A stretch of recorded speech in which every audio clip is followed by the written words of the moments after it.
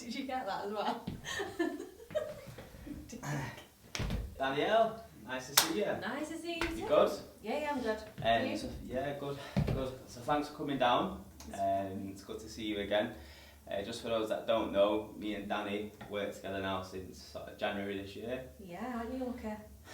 Yeah, so, but it doesn't seem that long. No. Like 4 or 5 months, but to be fair, we got pretty close, didn't we, at work and had a good relationship and that.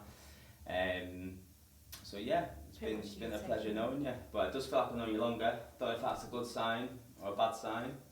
It's probably a bit of both. I'll peck you already. I'll be positive, I'll say good. Yeah, okay. She's a head pecker, to be fair, but I don't mind her for that. But no, so Danielle Clark, your business is Danielle Clark Fitness. Yeah. Yes, that's your title on Instagram. Yes. What else do I know about you? 36. Oh, you have to get that in there. Yeah, lives in Manchester, obviously. Daytime job is admin manager in a car finance broker. Yeah. Yeah, how are you finding that? Yeah, it's alright. Yeah. It's hard. I'm pecking everybody's head, like mithering them to get all the stuff in, but you know, it's good. It's no, got to a great be fair, team. I mean, you'd never done it before though. No. You know, and I think it was alien. We got into it. You know, I got into it together with you, a bit of training and stuff, and didn't take you long to sort of get into it and stuff. So you ask the same questions over and over again, but I think you just like doing that. It must be like a hobby of yours. Yeah, I think it is. But no, mate, you picked it up pretty well, and you're a pleasure to work with, to be honest with you. So, mate. Your fitness business then, yes. So personal trainer, when did you get qualified? What year was that? That was in lockdown actually, so 2020. Was it that? It was? Yeah. Okay. I'm sure it's, I'm coming up. 2020. Oh, 2021 I think it was. I can't. Yeah, so lockdown screwed a lot over. It is hard sometimes. So what made you do that then? What was the decision that made you want to turn into a PT or go down the qualification side? So I've always been into fitness for the last 15 years, probably more so than 15.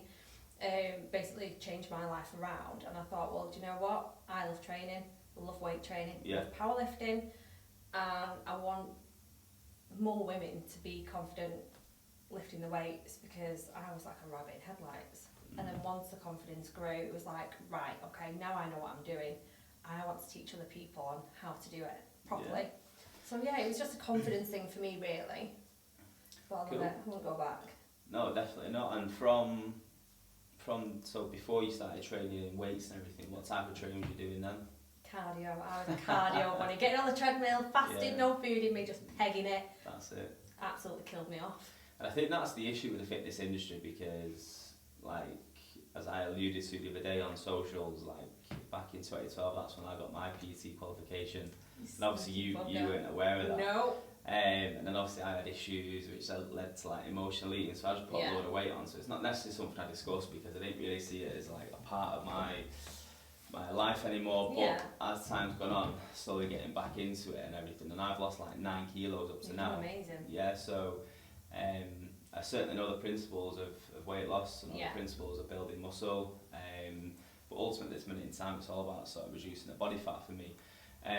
But there's so many like myths in this industry, in the fitness game. Yeah. And for anyone that's probably trying to step into it, whether it's for mental health, whether it's for fat loss, whether it's for muscle gain, it's probably like you go on Google, you'll type it in, and it's just a minefield of information, isn't it? So, you know, I suppose, again, there's no script to this particular podcast, it just comes as it comes. But for women that may be sort of sat watching this now, and they think to themselves, I want to get into training, but I don't know what to do. I'm scared of building muscle or lifting weights in case I get bulky. Like I hear women say that all the time. That was me. Yeah. I was that woman. Yeah. I didn't want to do weights because I thought, oh no, I'm going to turn into a man. Yeah. I don't want to look manly. Like, who wants to do that? I was so wrong. Yeah.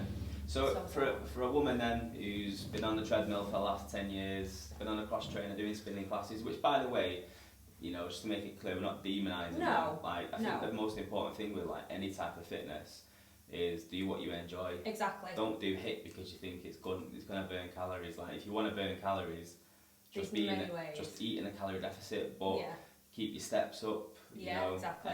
But if you want to train, just do something that you enjoy. So if it is lifting weights, if you want to build a good booty, then do all that. Weights. You know, if you want to obviously tone up, which is build muscle, then. But anyway, you speak. So what's the, if you're an amateur in a gym, how would you start?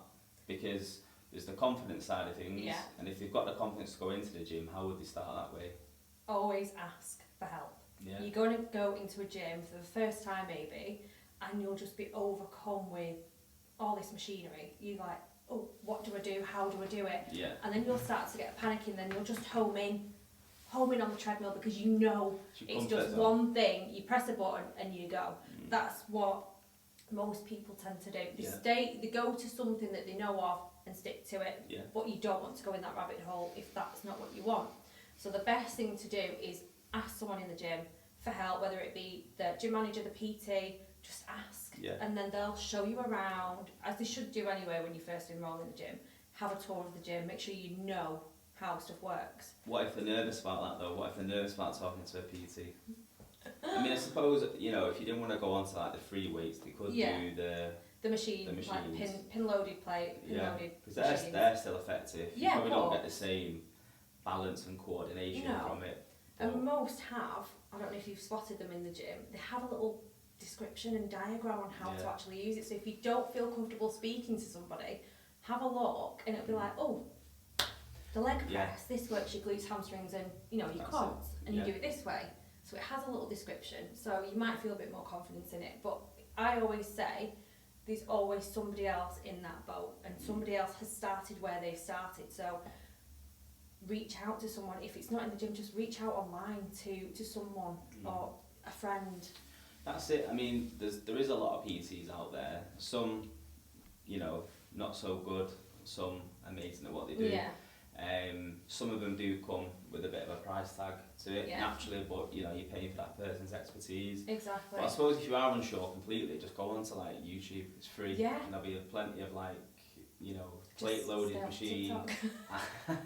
My days on there. What's up with TikTok? Oh, there's some horrific stuff on there. I ask my clients not to use TikTok as a reference if they stop. Say if they can't get hold of me for whatever reason, please don't go on TikTok because there's some wild and wacky exercises on there which aren't beneficial and you'll end up with an injury. So YouTube is a great one. There's a load of it's mainly American ones, like reputable. Reputable businesses and people, and they'll show you diagrams of and videos, and they'll explain it, like physically explain it, and they'll talk you through it. But it's just it's YouTube, it's not of in course. person. Well, hopefully anyway that the women. I mean, at the end of the day, you don't just train women, do you? You do train men as well. But I suppose anyone that does want to reach out to you, Danielle.clark.fitness, isn't it, on Instagram? Danielle.clark, I think it's _fitness. Yeah, well you'll be tagged in this anyway, but great start, Danny. Don't know my Instagram handle. We'll tag you in this, and obviously people are welcome to message you out and get all the advice and stuff. Yeah, of course.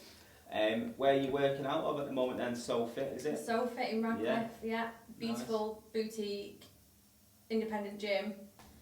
It's honestly, you walk in and it's like, so calming. Everyone's friendly, everyone gets on with everyone. It's just a community. It's like you're training with your friends. Yeah, no, I mean obviously I've followed your socials now for like 4 or 5 months, and you are literally like the hardest worker. Right, so she works 9 to 5. Yeah, you're in the gym in the morning most days from so you must get up at 5, half 5. Sometimes 4:30. Yeah, it's emotional that. So you get up at 4:30. I do that like once every other fortnight or something to go and do like a cold water dip, but not daily. So you're up at 4:30, 5 o'clock most days to the gym. What is it, a class or a PT at that point? PT client, 1-to-1. Yeah, and then obviously over to Salford Keys. Yeah, for the main job, and then back to the gym after work. Yeah. For your classes and your one-to-ones. One-to-ones, yeah. It's long days, but it's enjoyable. But like you say though, as soon as you walk into that gym, you get that vibe, don't you? Like, there's nothing better than being in an environment that's work, but it's not work. It doesn't feel like work. So classes wise, what sort of things do you teach then? Oh, everything. So I do a Monday and a Wednesday class, and it's lifting weights. Yeah. It's a bit of cardio. When I say cardio, it's like give me 10 calories on the ski erg or 10 calories on the rower. So it's like functional movement. It's functional training.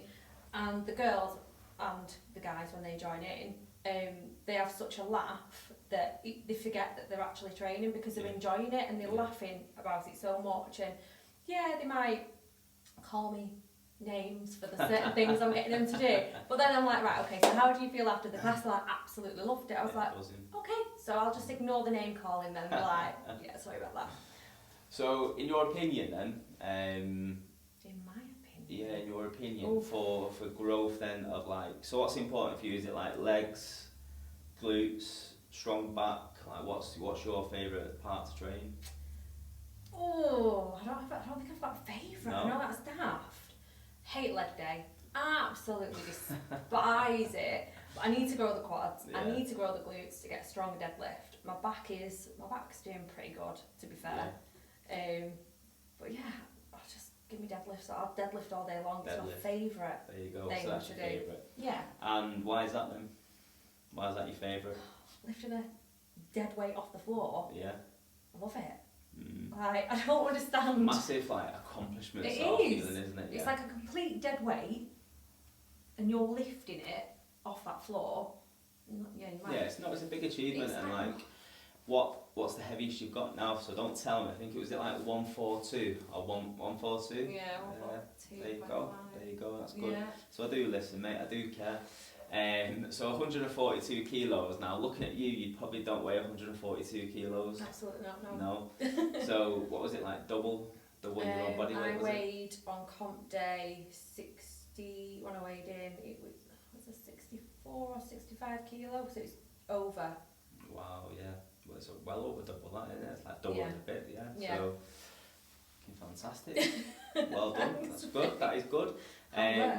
It is hard work, yeah. So I forgot to mention as well when we done the promo for this that you actually were in a competition. You've done how many now? I've lost count. Done a lot of comps, actually lost count. I started competing in 2017, 2018, and it's roughly 2 or 3 comps a year, depending on how many you want to enter. Cool. So I've done quite a few. And it's powerlifting, isn't it, as opposed to like your traditional bodybuilding competitions. Yeah. So just explain to them then what's the difference in the powerlifting. So powerlifting, it's 3 movements. So squat, bench press, deadlift. So on your comps, you can decide if you want to do a full power, which is your squat, deadlift, bench, or you can do push pull, which is bench, deadlift. They're the 2 that I do. I don't do squat. It's not worth knackering my knees even more so. So I literally just stick to those 2. Yeah. Whereas bodybuilding or physique, you are on stage in a little bikini on your little trunks, tanned, heavily tanned, and you are literally the leanest Depending, there's different classes. You've got figure, you've got fitness, obviously. Different federations, different categories, but yeah, the difference between bodybuilding and powerlifting is bodybuilding, you stand on the stage and you literally show the judges all the muscle that you've built because you are literally ripped. Like 4%, 5% body fat, aren't they? Absolutely, I couldn't do it. Yeah. Like hats off to them, like seriously, hats off to them. I am hungry most days when I don't eat enough. I can't imagine what they put themselves through. No.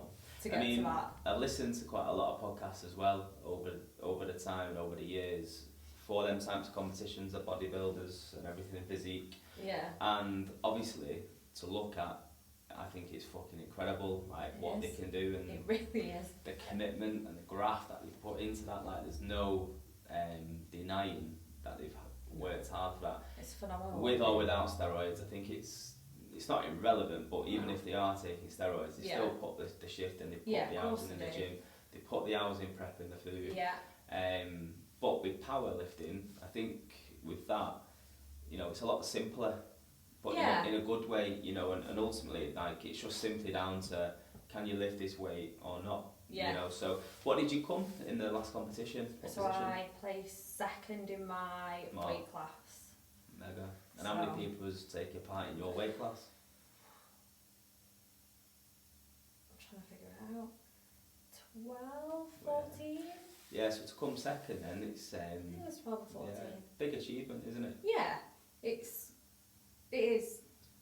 Yeah, it is. My head fell off, but yeah, it is. My head was well and truly off somewhere. I remember like the prep and the days leading up to it. It was over one of the bank holiday weekends. Yeah.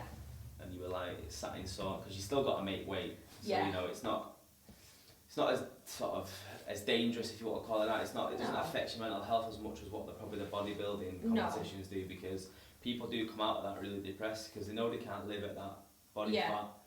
All normally, and then they're going to put weight on naturally. Yeah, they've got reverse diet. That's it. Well, correct. You can go either way, and you've got to do it properly. And then in their minds, they're not, even though to a normal person, to look at them, they'll go, you're still in fucking great shape. But in their minds, because they've been down to 3-4% up on stage, tanned up, looking the best that they've ever been, they're never in their mind going to be happy with how they look, generally moving forward. And that's the bad thing, which then, to be fair, leads on to the body dysmorphia side of things. Yeah. So I think I know, enough about this, but there's a lot that I could learn as well, because it works both ways, doesn't it? Like people think they're smaller than what they actually are. So does it work that way as well, or is it generally I think I'm bigger than what I actually am? It depends. So there's different varieties. With myself, I've suffered, well, I still do some days, from the age of 17, 18, and I would some days stand in front of the mirror and look at myself and think, wow, you are awful. You are awful. Look at your fat. I used to just sit and pick at different parts of my body and go, that's awful, that's awful, that's awful. And then I go for days where I wouldn't even look at myself in the mirror. Like, I'd put my makeup on blind. I wouldn't want to look at myself in the mirror. Really? I'd get on the weighing scales and weigh myself, and I'd step on, step off, step on, and it was like that for about 30 minutes, hoping that the scales would change. Really? And I was doing that every single day, and it got to the point where the actual bathroom scales were thrown in the bin because it got too much for the household. Obviously, I'm in there half an hour weighing myself, getting on, off. And it was just mental torture for me, but they don't know what triggered it. It just happened. It was just I had a bit of a mental, it is a mental health issue, but not many people like to talk about it. So yeah, cool. So yeah, I'm an open book, you know this. So you were about 17, 18, yeah? And then what, just over a course of a certain time period, you were just started looking at the mirror and thinking, what was it? I just don't like that. Like, you just thought you were fat, basically, or... Yeah, I thought I was bigger than what I was, when in hindsight, I wasn't. I've got a wonky jaw, I've got used to my wonky jaw now. It happened, it's just a thing. Yeah. I do need it fixing, but we'll worry about it. It's a huge operation. They've got to break it, reset it, and it'll impact my life too much, more than what it's doing now. So I've got rid of that. Yeah, just not going down the route. It is what it is, yeah. Yeah, of course it is. See, I've waffled now and I've lost my bleeding point. It happens. It does. So I got medicated in the end. Right, I got medicated. I could hear the cogs too. I was like, what the hell? Not enough caffeine today, clearly. So I was put on medication to try and I won't say control or subdue, just try and get me on an even keel so I could actually function day to day. Yeah, so was that specific for body dysmorphia, or was that just like a depression or an anxiety? Well, they thought it could have been depression. So it was an antidepressant that they put me on to try and... I don't think there's a specific drug for body dysmorphia, it's just anxiety, depression, let's just go with it and roll with it. And then I had talking therapy as well, and I hated it. Talking therapy? So I used to sit with a counsellor, just sit in a room, fill in a little sheet that the NHS give you. How are you feeling today on a scale of 1 to 10? 0, because I feel like shit. 0. Are you angry today? Well, I'm here, so yes. Yeah. I didn't want to engage back then. I was more about, I want to go out with my friends, I want to do this, I want to do that. But then when it came to it, getting ready, I was always the last one to get ready, because you try something on, throw it off. So just for context then, so what size were you then? About 12. Size 12, Size yeah. 12, So that's, yeah, so that doesn't... Average. Yeah, that's average, you know, doesn't strike me as like fat, overweight, etc. You're 5'3" and a bit. And a bit, that bit counts. So you were like size 12 then. What was your weighing around them times? Oh God. Now you're asking, it's all many moons ago now, come on. But no, I mean, what you now? I was probably about 9.5 stone. Yeah. And what you now? Heavier than that. I'm probably about verging on 10. Yeah. There you go, so it's mad, isn't it? So, obviously, the body dysmorphia, how deep did that get then? Because obviously you're on medication for antidepressant. Over how many years and how deep did it get? I still suffer with it today. Right, so it's not gone. It's not gone. I have more good days than bad, so the good days outweighs the bad. You'll notice on my Instagram, and I'm gonna point out, I'll have my phone like this in front of my face. It's very rare that you'll get a full face photo of me on my social media, because it's just a habit of hiding my face. Because of your jaw? Yeah. Yeah. It's still, so I'm like this, hiding like this with my phone, and you'll always see half of my face, and I think, God, I need to get over that. I do actually need to. Yeah. And it is what it is. It's a habit. It's a habit now. It's a habit that I need to break. I've known lots of people, like, if we're going to be vulnerable with each other, because that's vulnerability there, what you've just said. I do it the certain angles, a certain sides. Everyone's got the favourite angle. Everyone's got it, so that's why people relate. Like, if we're going to sit here and pretend to be perfect and everything else, you know, then people just won't vibe with it. They won't understand it. But this is just all about basically saying, this is the issue that I've had.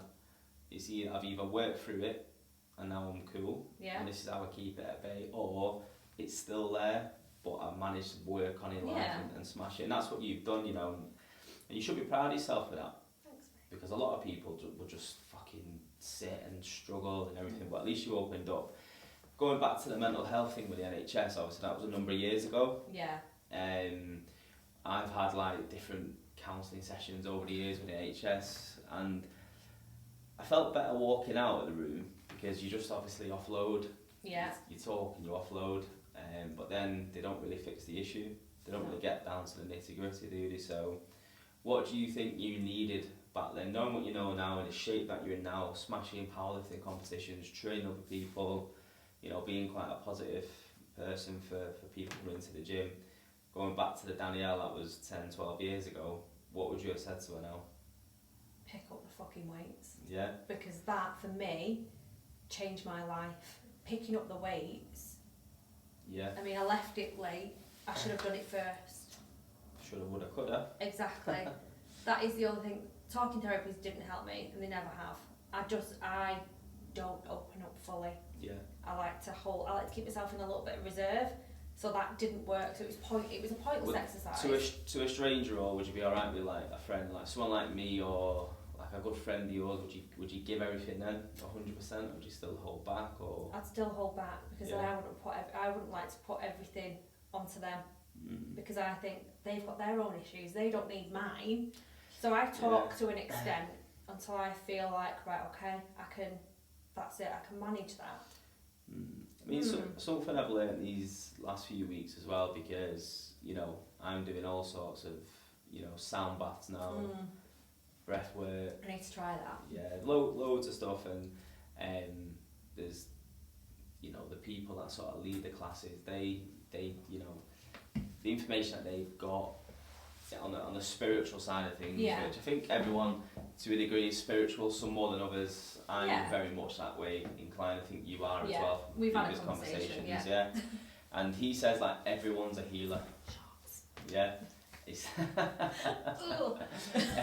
in the jungle there. I know. He says everyone's a healer. Every human being is a healer to someone, you know. So if you're ever in that position, just speak, just have that chat. I phoned up my best mate at daft o'clock. Like, mate, I can't sleep, I need to offload. And she's like, oh, okay. But then I still don't offload fully. I still haven't got myself comfortable with doing that. But offloading a little bit here and there, it helps. No, of course, yeah. For me, anyway. That's good. So, you said then, with the Danielle back in the day, you tell her to pick up the weights, but she may have not been in the frame of mind to even go to the gym at that particular point. So, how would you get through that part? What did you need at the time? I need someone to give me a kick up the arse and say, you're going to be okay. And I know that's so cliche, and I know people don't like hearing it, oh, you're going to be okay. It's like sticking a plaster over it. But I needed someone to be firm with me rather than what's the word? Mollycoddle. That word. Yeah. I needed someone to be firm with me rather than soft, because I'm a soft ass anyway. I just needed that firmness and go, right, okay, this is what we're going to do. We're going to do this. You're going to be okay. I'm here. Yeah. I needed that back then, because I show tough love now, and it helps. To your clients, you mean? I mean, they will say yes. I show tough love. I'm like, well, you know, we're doing this for this reason, you will see why. And then they'll come back to me and they'll go, I know why now. I'm like, see? Yeah, so what's key for you then with your clients coming through? Is it like to gain an understanding of where they're at and where they want to go? Yeah. Yeah. That's the majority. Is it like a friendship most of the time? Yeah, you've got to have that friend balance, but you've also got to be professional as well. You've also got, but you can't just be like this stern, right, do this, do that. You've got to be able to make them relax, and that makes them enjoy it more. Yeah, feel comfortable. You don't want them to come and they're like, oh God, what's she going to make me do today? Or, oh God, I don't like this, I can't tell her. You need to have that rapport with that person. Yeah, I mean, something, because I'm going to go into like coaching men in terms of not just about calories and helping them with fat loss. It's more like lifestyle. Yeah. Now, a few people say, well, what about women? What's wrong with women? It's like, there's nothing wrong with women. No. But like, I listen again to a lot of podcasts that discuss like the monthlies for a woman, and that affects women like in mad ways, in ways that I don't really probably know enough to discuss. But I know that like a week before you're actually on your period, like you're weak, you're angry, you're hormonal, you're emotional. You know? And like, if we're gonna like look at a woman potentially that wants to lose body fat, I've read and heard that they can't be in a calorie deficit, or they shouldn't be in a calorie deficit 2 weeks before the period, because they're going to be craving and they're going to be overeating, or they're going to want to overeat anyway. Yeah. They're going to be emotional. So to put them in a calorie deficit, you just set them up to fail straight away. So it's probably best just to do half of the month in like a maintenance level calories, and then the other 2 in a calorie deficit, 10% or something like that. Yes, it may take them a little bit longer. However, at least it's sustainable, a lot more enjoyable. They've got the energy. They don't feel like exactly. They're not binge eating, and they don't have the guilt when they do eat more than what they probably need to. Exactly. So, am I right I'm on the right guidelines there with women and fat loss and everything? I mean, periods absolutely suck. They really do. I've obviously gone through the whole process with my clients. I go through it, and we have one of my clients who have a period check-in. just the one of them had period check-in, and it's basically just because she suffers badly with depression, and it's always surrounding her period. So she'll be fine, and then leading up to it, she'll start to tail, and she'll dip and dip and dip, and then she'll start to come up again. So we have weekly check-ins anyway, but we have like it becomes a daily check-in. How's everything going? Are you okay? How you feeling? And I think that makes them value you as a person more. Yeah, because you notice something that isn't quite right, and you try and make it better for them. Honestly, it is a minefield. It really is. No, it isn't, and that's the thing. I think guys generally will always kind of probably underestimate how impactful it is for women, like that time in a month, you know. Because that's it. I mean, I've listened to like doctors discuss it, female doctors, and some women are actually in physical pain with it. You know. Yeah. Last thing you're gonna want to do at that particular point is go to the gym and start deadlifting, lifting weights. You know, it's just for some women in that case it's not going to be sustainable, you know. So that's why I'm not right now stepping into that. I'd rather just get familiar with training guys again. Yeah. Because I can't relate to a woman in that time, and I don't want to be like, oh, you're still you know, you're still eating in your calorie deficit, and she's like, fuck off. I'm half eating a tub of Ben and Jerry's, leave me alone. That's the thing, you know, so at least you can relate. I think part of being a PT is about relating to others, isn't it? So of course. Have you had clients come to you with body dysmorphia over the years? I've had a discussion with a woman about it, and we've talked at length. We have talked at length, and she became an online client. So not in the gym, just online. And she is doing amazing now. She's not my client anymore, sorry. But yeah, she's doing amazing now, and she got help. She got the help that she needed, and she's training, and she's loving training. She's loving life. She's not punishing herself. She enjoys what she's doing. Yeah. So that's the main thing, that she's happy. She's enjoying life. She's not destroying herself. No, of course, yeah. So body dysmorphia, let's say there's a girl out there now, she's got it, she's not happy what she sees in the mirror, she's thinking, I'm going to go and get in the gym, I need to start lifting weights. Is it generally like a certain area of the body that someone's got an issue with? Like, would you say, oh, I think that's alright, I like my legs, but I'm just not happy with like my back, or my tummy's a little bit of an issue, but I'm happy with here? Or is it just generally my whole body just fucking sucks? It can be from one extreme to the other, so it could be like, they might not like the legs, or they might not like the back. It could just, or they might just turn around and go, I don't like me as a person. I don't like me as a whole. I don't like this look of me. It depends on how severe it is. And what have you seen that lead to in the past, and either with yourself, or like what kind of bad habits and what self-sabotage have you seen come off the back of not liking your body? Well, myself, I starved myself. I went days without eating, so it used to be 3 days at a time, so I wouldn't eat for 3 days. I'd just live off coffee or water.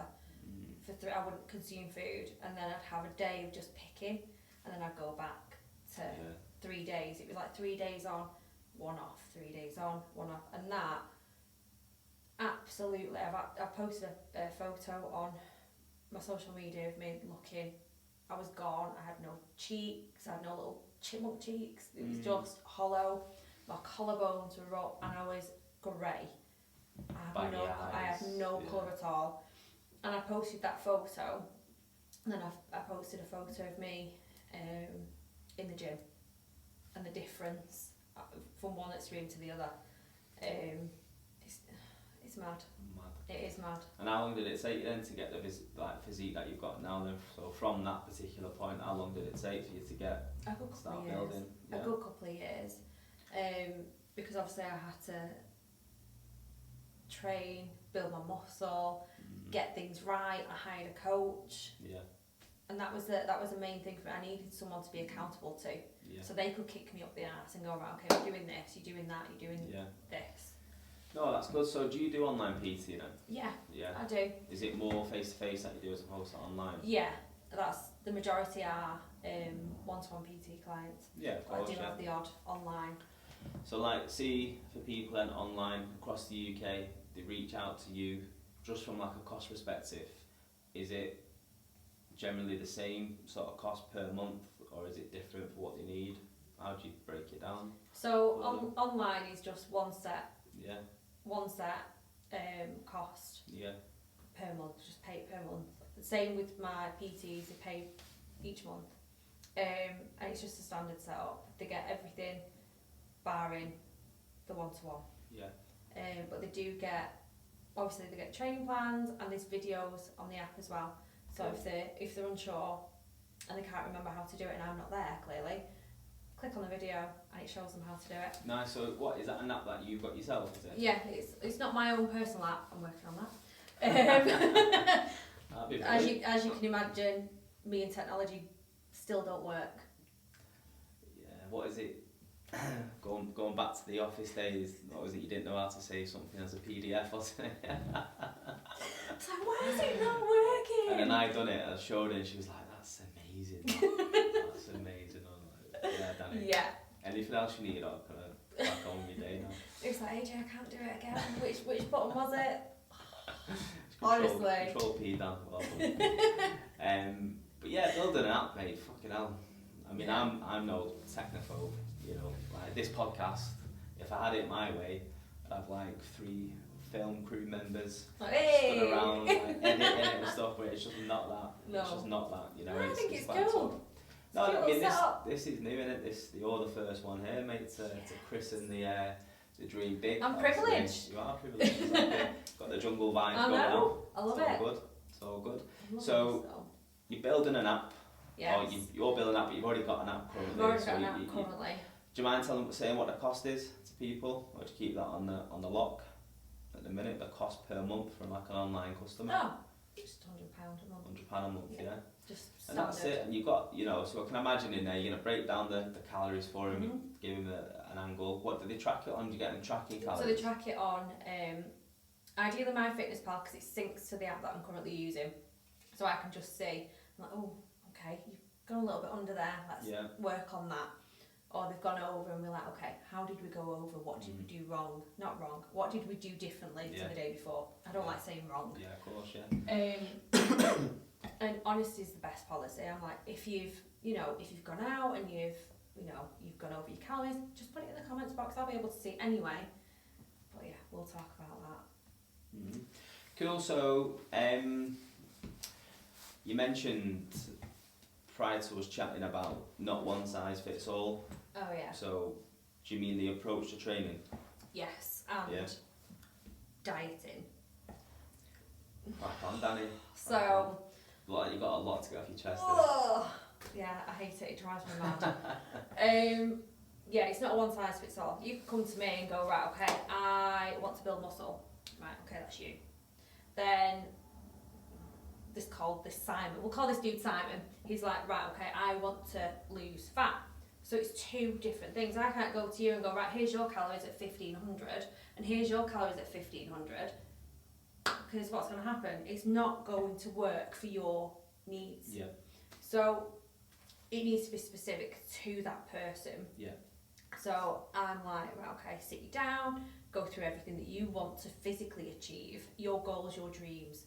We sit and we discuss at length. So I like to have a consultation, at least a good 30 to 45 minutes. Sometimes it can go on for an hour. Depends on how I'm waffling and how much they're waffling. I love a waffle. Yeah. And we literally write a plan down and then we stick to it. And then the same for the next person. We sit down, we discuss. So it's not a one size fits all. It's not like you can go and buy. Yeah, I mean, I think, are you like alluding to the fact there about all these diets that are out there? And so, like the 800 calorie diet, like that just sounds like a fucking car crash to me. That sounds like hell. Right, so you're a woman, yeah, sound, we'll put you on 1200 calories then for the day, you know? I mean, I trained at like quite a reputable, like online and physical one-to-one personal training brand. I'm not going to mention them, they're massive. But they have got gyms literally all over the world. Yeah. And look, don't get me wrong, the results that they pump out of their gyms are fucking incredible. Yeah. But the way that they go about it, they want the results rapid. Now that's fine, I want the result rapid. Yeah. Everyone wants results. Everyone wants it quick. But unfortunately, life gets in the way. It's unsustainable. You know, kids running their house, running businesses, going to work, that's stressful. And the society that we're in now, people are going to turn to like fast food, or they're going to turn to the drink. And sometimes I think within any form of diet or lifestyle change, when you're counting calories, if you're doing it in a non-restrictive manner but still in a calorie deficit, then I think you can still have a beer, you can still have a takeaway if you want. I'm not going to say every night, of course, but once or twice, you know, a fortnight, I think is going to be achievable to do. So is that your approach to take it from what you're saying? It's not a one size fits all. It's not like 1500 calorie club. It's literally like depending on who you are and how active you are. How active, so it's a real consultation, isn't it? Yeah, it's a proper it's breakdown. Full-on, yeah. I mean, you know, you done it for us all in the office, didn't you? Sat there, like literally took you an hour to work out like what Like, sat there working it all out. There was me, there was Dan, there was his missus. Yeah, just sat and just worked it all out. And I'm like, there you go, that's for you. She does know what she's doing. She's not blagging it. Oh, that's good. That's good. So, so go on then. What have you seen and what horrors are out there in terms of this one size fits all scenario? I can't eat carbs. I'm like, I beg your pardon. I can't eat carbs. They'll make me fat. And I'm like, right, no, let's just scrap that. Where have you heard that? I've heard it. I can't eat carbs. I'm like, right, you are eating carbs. I am telling you, you are eating carbs. Your body physically needs carbs. That is the big one. People are, in this day and age, terrified of eating carbs. I fucking love them. I love Everyone carbs. does though, don't it? It's bread, it's pasta, it's rice, it's all the good stuff, isn't it? I mean, again, I think where does that come from? That must come from the fact that you get quite a lot of water retention every time you eat a carbohydrate. So it may temporarily increase the scale, mate, but that doesn't necessarily mean body fat, does it? No. You know, so how do you explain that to a customer? If I'm sat in front of you and I'm like, Danny, I can't eat carbs, you know, because they're going to make me fat. You're just like, apart from wanting to slap me in the face, what are you going to say at that point? Your body physically needs carbs. Yeah. End of. I'm not going to, honestly, I'm this brutal because I need to get it to them that your body needs the protein, the fats. And people are like, fats? I'm eating fats. I'm like, yes, you eat fats. There's fats in an avocado and you eat it and you don't even know. They think it's healthy, They think it's healthy, but it's good fats. Like nuts have got fats in. You can eat nuts to a certain degree. I'm not going to say sit and eat a full bag of cashews, but you can have nuts because they're a good source of energy as well. But I'm like, look, you eat your carbs, you've got your energy, you need your carbs, your body needs your carbs. Like, I've stupidly trained before coming here. I've not eaten yet.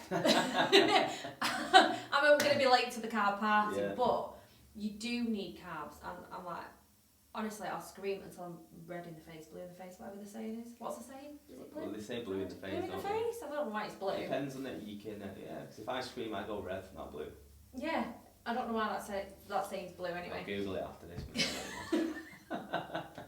No, but everybody needs it. And I think, do you know what the thing is as well? It's the influencers that are coming through, like, say, no, carbs are bad, you can't eat carbs, you've got to eat a lettuce leaf. Yeah, no carbs before marbs is like... That saying needs to get in the bin right now. Yeah, and that's like 10 years old though, like, there's that much strong information out there now. Obviously, you've got PTs like yourself that are pumping out a good message. And then you've got the big ones, like you've got James Smith, PT, like... Love that man.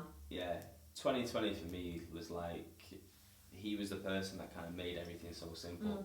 Because on your PT course, well, especially the one I done, I mean, you done it 10 years after me, so it might have been a little bit more kind of, you know, might have been a little bit more educational around nutrition, but mine was like very basic. So like in terms of, you know, weight training, cardio, etc., like anatomy, physiology, all that stuff was good, you know. Yeah. Probably not changed much because it doesn't really change. No.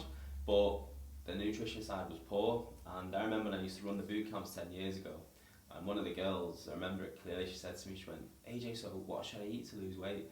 And I just I can't remember exactly what I said, but it was just like, oh, just like a salad for tea, and it was just bad information, but that's just me being completely honest. Yeah. If someone said that to me now, then it'd be a 45-minute conversation, minimum. Yeah. It'd be like you said, we sat down, we'd be calculating how many calories that the body's currently burning. Yeah. We reduce it by 10%, 15%, depending on what they're happy with, how quick they want the result. Yeah. When like your customers come to you and they say, this is the result that I want to lose, let's say for example 10 kilos, but I want to do it in a time frame, and you don't think it's an achievable time frame, do you tell them that? Yeah. Yeah. Because I don't want to get their hopes up when they don't meet it. Yeah. I'm going to say, look, to be honest with you, it's a steady process. Yeah. If you want a quick fix, this isn't a quick fix. This isn't an overnight job. Yeah. This is you having to put the graft in, to put the work in, to work with me.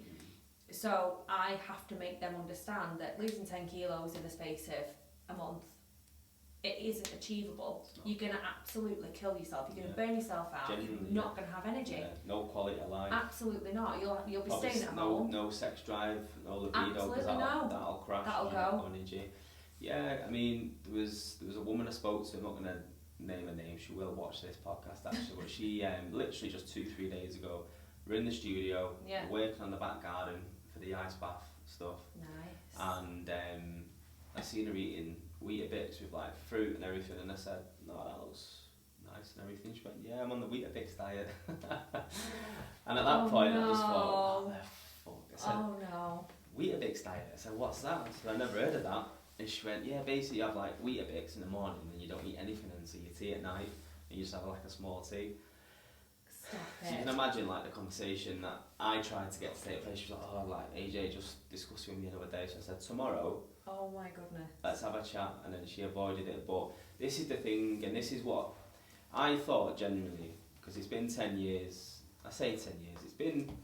It was about 8 years. It went from 2013, back in 13, when I started the boot camp. I put all my weight on then through like stress and bullshit. And then in 2020, when the lockdown came, that's when I started re-educating myself on stuff, and I lost like 3 stone during lockdown 1 and 2. I'm not sorry, during lockdown 2 and 3. Yeah. Lockdown 1, I just done what everyone done, just got on the piss and all this shit. But lockdown 2 and 3 was like literally like 5-mile walks 4 or 5 times a week. That's all I was doing, because the gyms were shut for the predominant time, so you couldn't weight train anyway. I bet it killed you. But yeah, so my point is anyway, I thought surely everyone now knows that these diets, Slimming World, Weight Watchers, the Weetabix diet, the one-on-one diet, that's 800 calories in it. Or then there's like the fucking the 5-2 diet, the carnivore diet, the keto diet. There's so many. And like, I mean, see with the keto stuff as well. What's your thoughts on that? My mum's actually doing the keto diet at the moment. Yeah. And she's like, oh, I've lost so much weight. I've lost half a stone. I'm like, yeah, you've lost half a stone in 2 weeks. And when you start eating normally, what's gonna happen? Mum? Just let me work out your macros. Let's do it properly. But yeah, I'm not a big fan. It's each to their own, I guess, with the keto. I'm not a big fan. I'll hold hands up. I am not a big fan of the keto diet. I mean, I suppose if you're in a keto diet and you're in a calorie deficit and you're hitting the calories enough, I suppose, you know, it can be healthy, it can be effective, it can work, but is it sustainable? That's the thing, and I don't think it is. Not in this day and age and the life that we live, because, you know, alcohol, food, we go on holiday, etc. You know, you want to have a bit of time off, don't you? Then you got the carnivore diet, which in my opinion is worse. There's a guy on socials, great guy, and he's in good shape. He's in great shape, and he might say like, "Who the fuck are you to comment on me?" But again, carnivore diet, like how can you give that to your clients again? Because what if you're at a barbecue and it's like, do you want a burger? You know, like fucking you could have it without. But again, this is the way my outlook, and I suppose there's that many people in the UK, in the world. Everyone's gonna have their own way. And I suppose it's just about the right customer finding the right PT or the right customer finding the right coach, isn't it? Like everyone's got their own people. But again, I just think these celebrity endorsed ads that are out there pushing keto, pushing no carbs, and customers are still sucking it up. The consumer is still like, this is what I need to do. This is what I need to do. Yeah. So that leads me to think, like, do you know what? There is still space in the market for someone to say, have you struggled with low self-esteem, self-sabotage, turning to alcohol, turning to coke, XYZ, because you're fucking suffering with your weight, you don't know what to do, and all this information is confusing you. I'll simplify it for you. I suppose that's it. That's what you're doing every single day, isn't it? Now, like, you're in the gym fucking 7 days a week. So what's the plan for you then moving forward then? So what's your goal? Because obviously I know you're working at SoFit now. Yeah. I don't know the girl that runs it. Obviously you've shown me like her Insta. Her name's Sophia. Yeah. And I think the establishment.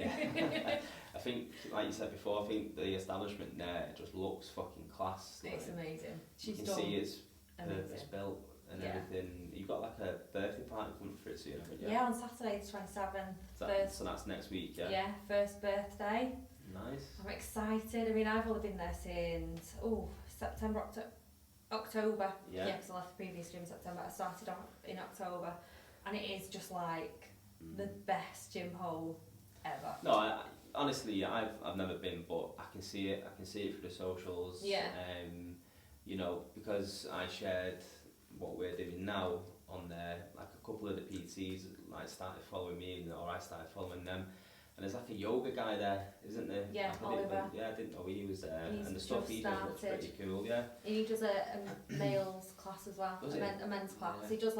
He does obviously mixed women's, but he has a men's class as well. Because not many men think to go to yoga, do they? There's like this, it's for women. And that's it. There's like stigma around it. If we're going to be honest here, yoga's to cut the bullshit though, but a lot of guys are like, it's gay that. Yeah. It's like, I was probably one of them guys. I'm not going to sit here and chat rubbish, but ultimately, like, there's a guy called Richie, which I clocked him on socials through a different podcast, and I messaged him, and we done a live the other week, and he's an instructor now, not just yoga, but that's his predominant thing. Yeah. And he's what you'd class as like, not your typical yoga guy. Like a lad's lad. He's like a lad's lad, he's a man's man, but he's in decent shape and everything. And he does yoga, and I watch his YouTubes now, and I do it, and it helps me with flexibility and everything, like so much. So, I just think at the end of the day, I always used to be fearful of doing things like this and people saying, what the fuck are you doing, you idiot? But obviously, I've just changed my life so much this year. Yeah, you have. And I'm not saying amazing. I'm not saying I'm never going to drink again, but at this minute in time, it's just not serving me. And I'm doing other things, cold water stuff. Which I'm gonna get. You're looking at bathing down there because you're getting thrown in, Danny. Absolutely not. So go on then. So what's next for you then? What's your plans for the PT side? I just want to grow my PT business bigger. Yeah. Because it gives me so much joy to see people change and be happy about themselves. Yeah. That for me is the end goal. I would love my own gym, but that isn't at the forefront right now. I just want to continue helping people be the best that they physically can be. Yeah, the best version of themselves. And I know that sounds so cheesy, but why wouldn't you want to be the best of yourself? Why wouldn't you want to show the best? Yeah, of course, yeah. So you want to grow your PT, and what about sort of personal goals as well in terms of more competitions? You're doing more of them, aren't you, as well? Yeah, I've got one on the 2nd of July. Nice. And then hopefully qualify. No, in fact, I am going to qualify for the British. Positive. Yes, and then I'm going to qualify for the Worlds. Yeah. I've been invited to the Worlds before, but sadly I couldn't go. So. Right. Okay. Well, we'll get you there. Yeah. We'll get you there. And I will come to one, I promise. I know I didn't come to well, the last one. Morecambe's only down the bloody road. Yeah. 2nd of July. Right, probably cool. fucking on holiday though, aren't you? Probably. Oh no, sorry, I can't. I'm on holiday that weekend. no, I'm not away. So yeah, I'll make the effort and I'll come and support you for that. No, it's fine. So, just before we kind of obviously look to wrap it up, and I hope you don't mind me saying, and I'm sorry if you do, but obviously I've been honest with you. Yeah. But mental health's been a bit of a factor for you over the last few years. Yeah. And it doesn't stop you training, though, does it? No. So what is it about the gym you think that just keeps you going? Because listen, everyone gets down and stuff. And I've seen you like sometimes a bit emotional, a bit upset. I mean, you saw me at the worst time of my life at the beginning of the year. Yeah. That was atrocious, and you were literally like, "Are you all right, Dan? Are you all right? Yeah. Are we all right today? What mood are we in today?" No, I mean, even up until recently, we had a chart, didn't we? We had a little Danny mood chart. Like with the hours between 9 and 10, 11 and 12, every hour we'd mark it, wouldn't we? I think that day, the first day we done it, you got like 100%. You weren't in the mood at all, which was good. That rapidly. But no, listen, I mean, that's probably, jokes aside, that's just, that industry is fucking stressful anyway. It is.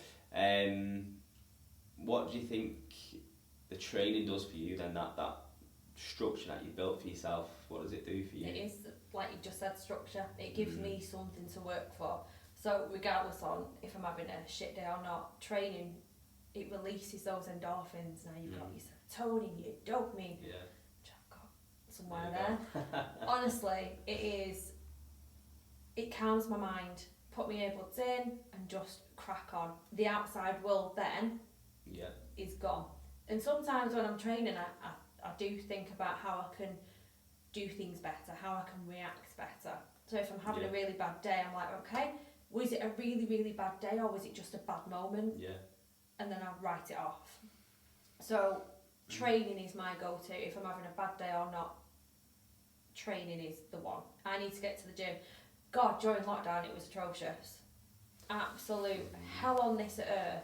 I was building a squat rack out of bins. I've dented the bins, walking down the street with a bar on my back, just doing walking lunges because the pavements were uneven, so it was like middle of the road. I must have looked like an absolute crazed woman, just lunging with this crap barbell on my back with odd weights. Just doing what you can. Just doing what I could just to keep myself sane. And then going to my best mates in her garden and doing a circuit. We ruined the grass, but that's a sorry day. But yeah, it was that we did things to keep going, cool, I guess. Man. No, and that's good then. So, yeah, it is important. You know, I've kind of like neglected the walking the last week or two just because I've been training 4 times a week in the gym, and obviously I'm qualifying. Yeah, I'm qualifying for the breath work. I'm qualifying for the cold water immersion instructor as well. So I'm just trying to divide my time. Plus, then Michelle's having the operation. So it was just you've had a hectic. It was just mad, wasn't it? But I was going to go with that now. I've done what you've done before. Waffle and go. But what was I going to say then? So, but yeah, no, sorry, training. So yeah, I can relate to that. When you're in the gym, you're lifting your weights. That's when all the ideas and the clarity comes. And that's for me. So when I do my walks, which is like a 4 miler or a 5 miler, your mind wanders naturally because it's the thing with the human brain is always trying to solve problems. Yeah. And everyone's got problems in life. So you'll have issues with your business. You might have issues at home, or you might have issues with a friendship, a partner. You're trying to work out ways to do it. When you sat there in the moment trying to figure it out, it doesn't come to you. No. Or when I'm trying to be creative for one of my channels and I'm trying to like think, fuck me, what should I say? What should I do? Who should I get on the podcast? Yeah. Go on a walk for 50 minutes, an hour, sometimes an hour and a half. Bang, it'll just come to me. Yeah. So that's why I love it. It's powerful. You've taken yourself out of that environment that was like stress. Yeah. And then you just took yourself in somewhere else and thought, right, okay, I can do it. That's it. So it's powerful. So it's good, mate. Anything else you want to discuss? I can't think of anything now. I think I've literally just verbal diarrhea and waffled that These always go quick for me. When I'm sat in it, I feel like, fucking hell, this makes sense. And then when I watch them back, you generally do. I hope so. I hope so. So let's just end it then. So what's your top tip in terms of nutrition and getting your calories in check? What's the number 1 top tip to any man, woman out there? Speak to a PT, make sure you get it right the first time. Don't set yourself up to fail. Yeah.